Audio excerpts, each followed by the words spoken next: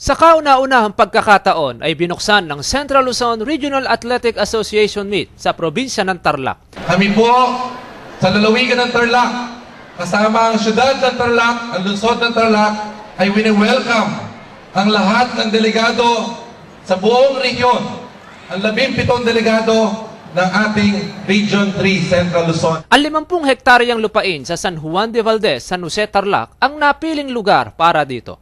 Ang 15,000 delegado ay mula sa 17 dibisyon ng Aurora, Nueva Ecija, Pampanga, Bulacan, Zambales, Bataan at Tarlac. Ang Claraa ay magiging hakbang ng probinsya bilang paghanda sa nalalapit na palarong pambansa at magiging daan upang mapaunlad ang turismo sa lalawigan. Ang habong ko sa mga tiga Region 3, Tarlaqueño, kung tayo ang mag-host nitong palarong pambansa, dapat lamang ang ating mga atleta ay magkamit ng maraming medalya. Maghahanda tayo ng todo sa competition. Pwede ba yon, mga athletes?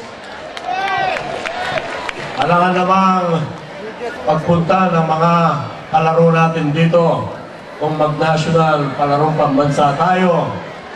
Nagpakitang gilas din ang mahigit 1,000 mag-aaral mula sa elementarya upang maipadama ang kagalakan sa mga bisita.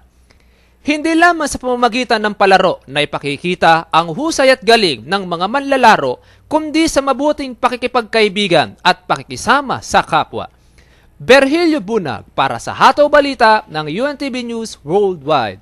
Berhilio Bunag para sa UNTV News Worldwide at ito ang balita.